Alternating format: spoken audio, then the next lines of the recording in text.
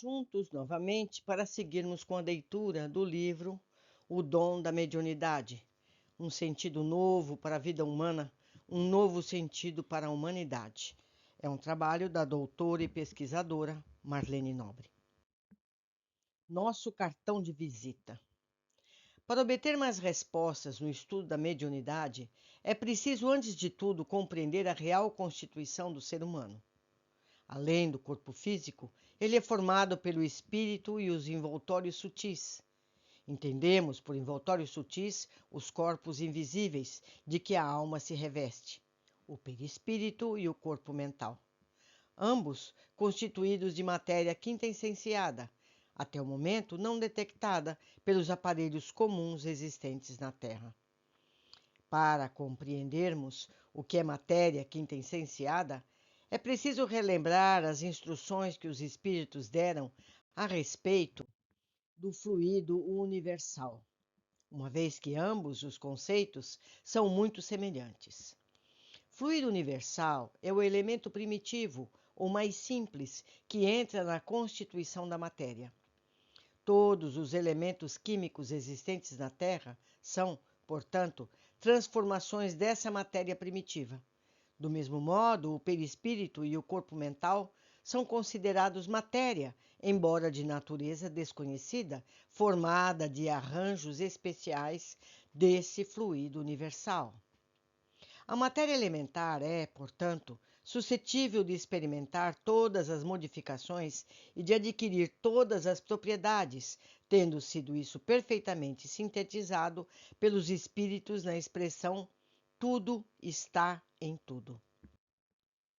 Quanto à palavra quintessência, ou seja, quinta essência, a origem remonta ao filósofo Aristóteles, que considerava o universo composto de 4 elementos principais: terra, água, ar e fogo, mais um quinto elemento, uma substância etérea que permeava tudo e impedia os corpos celestes de caírem sobre a terra. Podemos ver isso em The Quintessential Universe, Scientific American, volume 12, número 2, de 2002. Ali diz: de tudo quanto vimos, é importante guardar que perispírito e corpo mental, assim como o corpo físico, são formados de fluido universal ou matéria elementar primitiva. De tudo quanto vimos, é importante guardar que perispírito e corpo mental, assim como o corpo físico, são formados de fluido universal ou matéria elementar primitiva.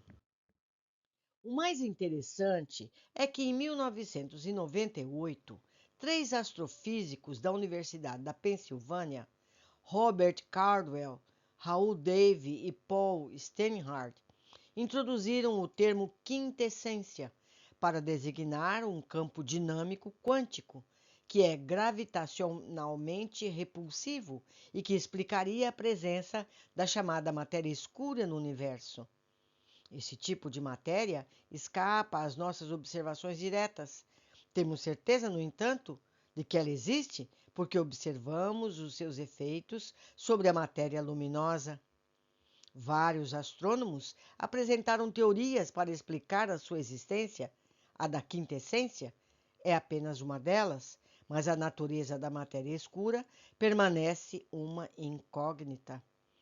As raízes da mediunidade estão fincadas em um desses envoltórios ao qual já nos referimos no perispírito, também conhecido como corpo espiritual ou psicossoma.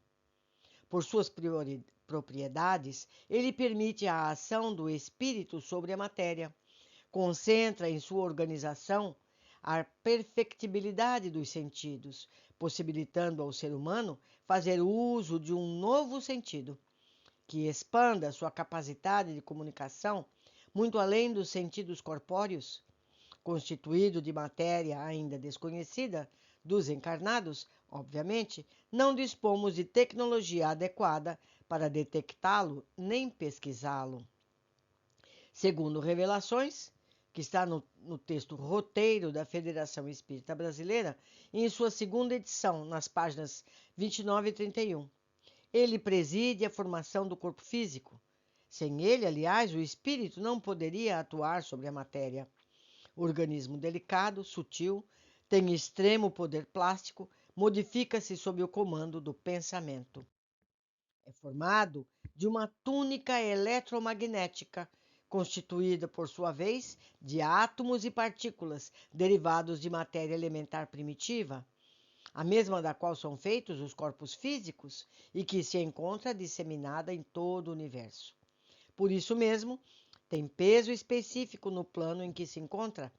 Quando muito primitivo, mantém uma feição pastosa, como se fosse uma verdadeira continuação do corpo físico, ainda animalizado ou enfermiço.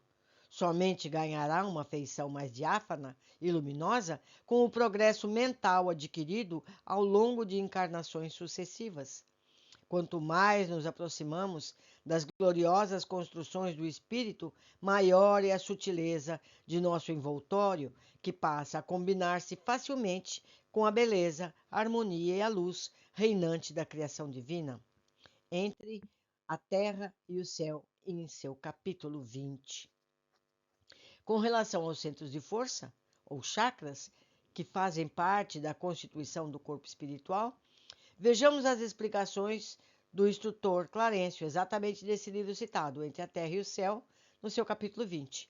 Diz lá: o nosso corpo de matéria rarefeita está intimamente regido por 7 centros de força, que se conjugam nas ramificações dos plexos e que, vibrando em sintonia uns com os outros, o influxo do poder diretriz da mente estabelecem, para nosso uso, um veículo de células elétricas que podemos definir como sendo um campo eletromagnético, no qual o pensamento vibra em circuito fechado. Em seguida, o instrutor fornece maiores detalhes no mesmo livro e capítulo. Temos, assim, por expressão máxima do veículo que nos serve presentemente, o centro coronário, ou seja, no alto da cabeça, que na Terra é considerado pela filosofia hindu como sendo o loto de 1000 pétalas, por ser o mais significativo em razão do seu alto potencial de radiações, de vez que nele assenta a ligação com a mente, fulgurante sede da consciência.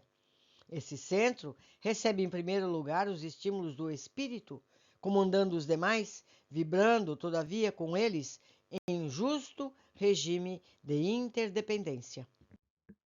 Do coronário, continua ele, emanam as energias de sustentação do sistema nervoso e das suas subdivisões, sendo responsável pela alimentação das células do pensamento e o provedor de todos os recursos eletromagnéticos indispensáveis à estabilidade orgânica. É por isso o grande assimilador das energias solares, dos raios da espiritualidade superior, capazes de fornecer a sublimação da alma. E o instrutor espiritual prossegue com as especificações dos demais centros de força. Logo após, anotamos o centro cerebral, contíguo ao centro coronário, que ordena as percepções de variada espécie.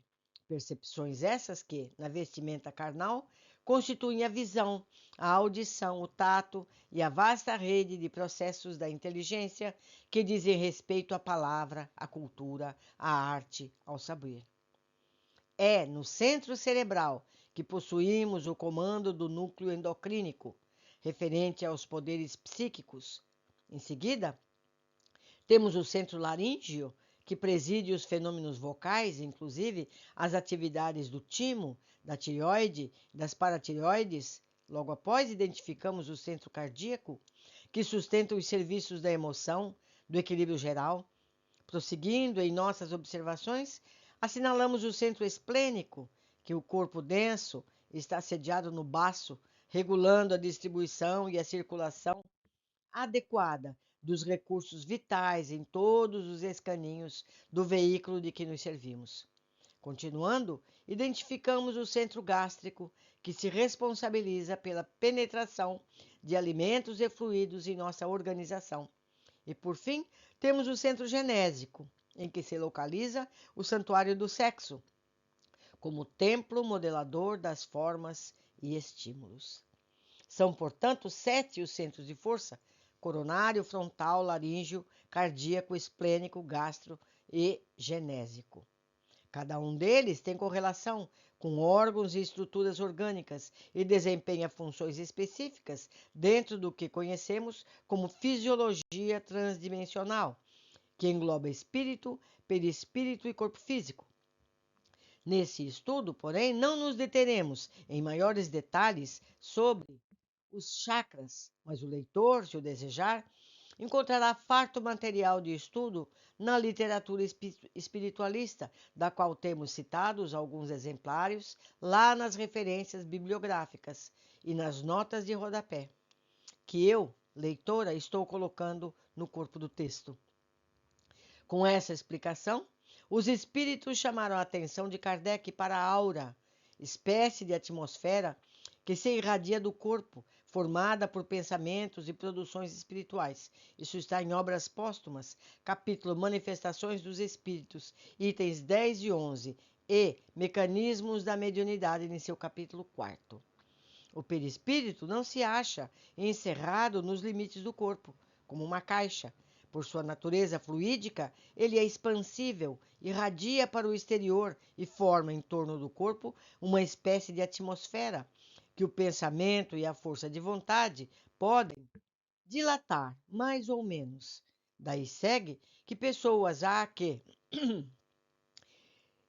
estarem em contato corporal podem achar-se em contato com seus perispíritos e permutar o seu mau grado, impressões e algumas vezes pensamentos por meio da intuição.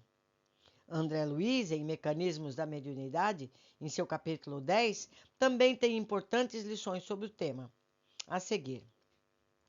Assim é que o halo vital ou aura de cada criatura permanece tecido de correntes atômicas sutis dos pensamentos que lhes são próprios ou habituais, dentro de normas que correspondem à lei dos quanta de energia e aos princípios da mecânica ondulatória, que lhes imprimem frequência e cor peculiares. Essas forças em constantes movimentos sincrônicos ou estado de agitação pelos impulsos da vontade estabelecem para cada pessoa uma onda mental própria. A alma encarnada ou desencarnada está envolvida na própria aura ou túnica de forças eletromagnéticas, em cuja tessitura circulam as irradiações que lhe são peculiares. Isso está no livro Mecanismos da Mediunidade, em seu capítulo 10. Na verdade, a aura é o nosso cartão de visita, é nossa plataforma onipresente. Em toda a comunicação com os espíritos, isso está em Evolução em Dois Mundos, no seu capítulo 17, por ela somos visitados, conhecidos e examinados pelas inteligências superiores, do mesmo modo que somos sentidos e reconhecidos por nossos afins e temidos e hostilizados ou amados e auxiliados por irmãos que caminham em posição inferior que a nossa. A psicóloga norte-americana Edith Fiore enfatiza a importância da aura na saúde. Isso está no livro Possessão Espiritual. A aura está para a dimensão emocional, mental e espiritual de uma pessoa, como o sistema de imunização está para o corpo físico. E assim como o sistema de imunização enfraquecido deixa o indivíduo suscetível a doenças e infecções, assim a aura enfraquecida gera vulnerabilidade à invasão de espíritos. De fato, ela espelha a nossa condição espiritual mais íntima. Por ela, somos conhecidos e contactados. Agora que vimos algo sobre centros de força e aura, relembremos o papel básico do perispírito na função mediúnica. Para exercê-lo, ele precisa utilizar-se de estruturas neurológicas ou implementos sensíveis do cérebro físico, que sejam capazes de captar a mensagem espiritual e passar a informação do mundo extrafísico ao mundo material. Essas estruturas físicas existem e exercem funções em graus muito diversificados, tornando a mensagem espiritual perceptível aos seres humanos, podendo ser registrada pelo médium de forma inconsciente ou subliminar, ou consciente, integral ou parcialmente. Dentre essas estruturas cerebrais, A mais importante é a glândula pineal, ou epífise, também conhecida como glândula da vida mental. Ela exerce, decodifica e transmite as mensagens extrafísicas às várias regiões do cérebro para que possam ser interpretadas e compreendidas. Dada a importância de que se reveste, discorreremos um pouco mais sobre ela no próximo capítulo. Pois é, meus amigos, a gente precisa entender que nós temos um componente eletromagnético em nosso corpo. Tanto que a gente faz eletroencefalograma, não é? Para ver a nossa condição mental, faz eletrocardiograma, não é? São medições elétricas de pulsos que o nosso corpo produz. Então nós precisamos abrir a nossa mente para entender certos postulados que a espiritualidade maior vem nos fornecer. Espero que estejam gostando do nosso estudo e nos encontramos aqui novamente nos próximos capítulos. Um abraço.